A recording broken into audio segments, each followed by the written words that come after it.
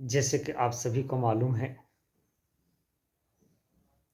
कल 8 जनवरी 2025 Allahabad high court में मुकदमे की आखिरी सुनवाई है। उसी ताल्लुक से आज बात करने जा रहा हूं साथियों। बहुत से टीचर्स के फ़ोन आए कि आदेश मदरसा टीचर्स के फेवर में होगा, कितने सप्ताह का समय दिया जाएगा सरकार को। और एक और सवाल, क्या उस आदेश को रिसीव कराने के लिए कौन जाएगा, उसी पर आज बात करेंगे साथियों। और एक और अहम बिंदु, जो हमारी यूनियन के लगातार सदस्य माननीय दानिश आजाद अंसारी साहब को एक पत्र प्रेषित किया। निदेशक रजिस्ट्रार महोदय अल्पसंख्यक लखनऊ को एक प्रेषित किया। साथ ही एक और पत्र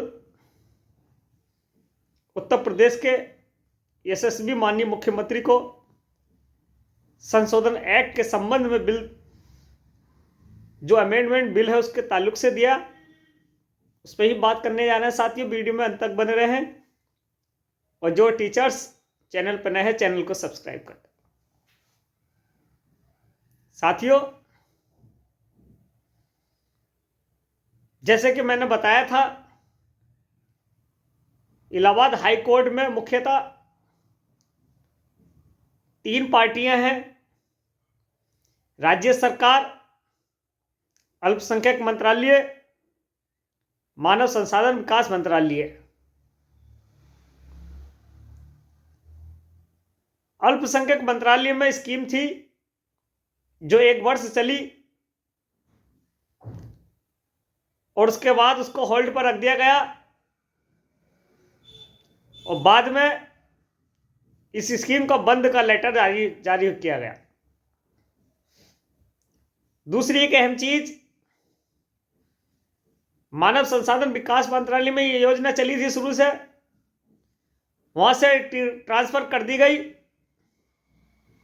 और उसका implementation ministry of minority affair में कर दिया गया, जिसका 60-40 का रेशो था कि 40% राज्य सरकार और 60% भारत सरकार देगी। साथियों, 2 मिनिस्ट्रियों में ये योजना रही और दोनों में विवाद रहा। विवाद क्या है, वो चीज कोर्ट के हल्फनामे में भी साफ दिखी। मानव संसाधन विकास मंत्रालय कहता हमने पूरा बकाया दिया और इस योजना को ट्रांसफर कर दिया यहां से। अल्पसंख्यक मंत्रालय कहता है हमारे पास 1 वर्ष योजना रही और हमने पूरा मानदेय दिया। अब ऐसे में सवाल यह है साथियों, अगर आदेश कल का मदरसा टीचर्स के फेवर में तो आएगा ही, और मुझे विश्वास है क्योंकि कल हमारे सीनियर अधिवक्ताओं द्वारा बात की गई थी, लगभग इसमें 2 या 4 सप्ताह का समय दिया जाएगा सरकार को। लेकिन अहम सवाल यह है साथियों, सरकार तक इस आदेश को रिसीव कौन कराएगा? यह महत्वपूर्ण है क्योंकि बहुत से टीचर्स के माइंड में यह है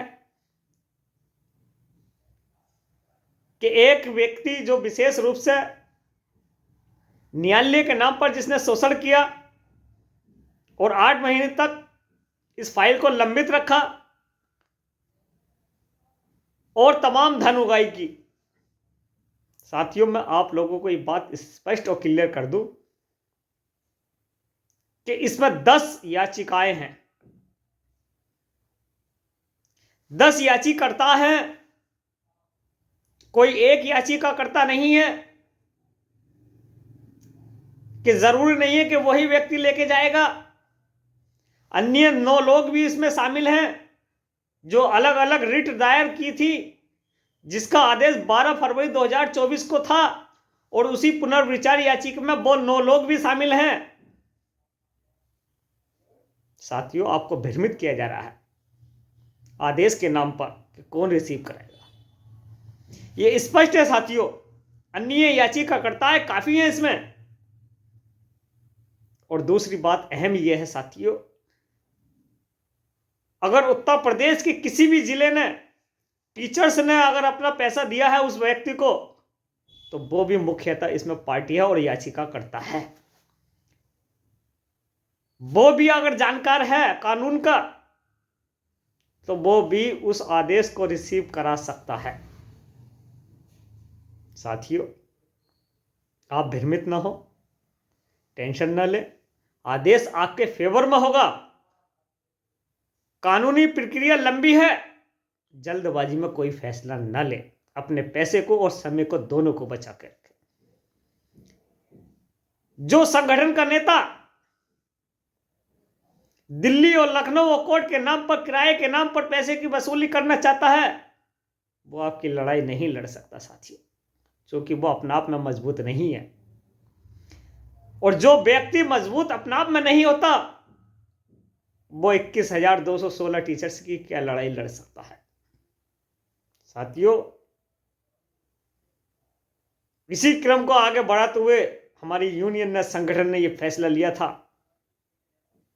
कि कानून की लड़ाई में, लीगल लड़ाई, चाहे वो निदेशालय की हो, अल्पसंख्यक मंत्रालय की हो, लखनऊ की हो, पूरी ईमानदारी से लड़ा जाएगा। और उसी को आगे बढ़ाते हुए माननीय मुख्यमंत्री को यह पत्र प्रेषित किया गया, और यह पत्र माननीय मुख्यमंत्री योगी आदित्यनाथ उत्तर प्रदेश सरकार मदरसा बोर्ड अधिनियम 2004 के अधीन संचालित मदरसों में निम्न अमेंडमेंट किए जाने के संबंध में आपको अवगत कराना चाहता हूं कि माननीय सर्वोच्च न्यायालय के आदेश अनुसार मदरसों को रेगुलेट करने के लिए मदरसा शिक्षा परिषद अधिनियम 2004 में निम्नलिखित परिवर्तन किए जाने की मांग की थी, जिसमें मुख्यतः मदरसा शिक्षा परिषद के अधीन संचालित कक्षा 1 से लेकर 8 तक आधुनिक विषय ही पढ़ाए जाएं। इसमें धार्मिक सब्जेक्ट नहीं होना चाहिए। प्राइमरी स्कूलों की तरह अर्धवार्षिक व वार्षिक परीक्षा का कार्यक्रम घोषित निर्धारित किया जाए। उनकी जो बिल्डिंग है प्राइमरी और जूनियर की, उनको भी एक रूपरेखा दी जाए, उसका स्ट्रक्चर, उनकी एक पहचान, जिस तरह से प्राइमरी स्कूलों में और जूनियर स्कूलों में होती है कि ग्रीन पट्टी और रेड पट्टी होती है, इस तरह का संरक्षण स्ट्रक्चर दिया जाए। उत्तर प्रदेश के समस्त अनुदानित मदरसों में अध्यापक की योग्यता UP TET, C TET qualified होनी चाहिए, और उनमें जो नियुक्ति हो शिक्षा सेवा चयन आयोग द्वारा की जाए।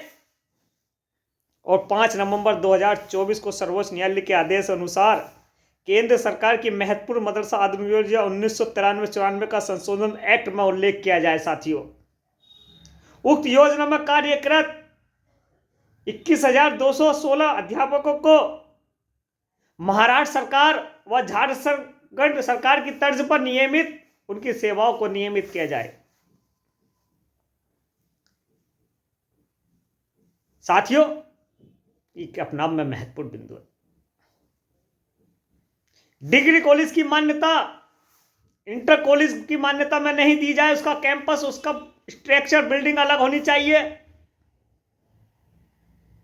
ऐसी बहुत सी मांगे हैं साथियों, और ये पत्र हमारा माननीय मुख्यमंत्री तक रिसीव हो चुका है। साथियों, इस लीगल लड़ाई में हम आगे बढ़ चुके हैं साथियों, और इंशाअल्लाह चाहा आप लोगों की दुआ रही तो 99% हम जीत के अग्रिम पायदान पर खड़े हैं। आप लोगों से दुआ की दरखास्त है, किसी के दिखावे में ना आए, एक्साइटेड ना हो। कल माननीय इलाहाबाद का जो आदेश आएगा, उसको हम अपने आप कानूनी सलाहकारों के द्वारा राज्य सरकार और केंद्र सरकार की दोनों मिनिस्ट्रियों में रिसीव कराएंगे। साथियों, आप लोगों से दुआ की दरखास्त है साथियों।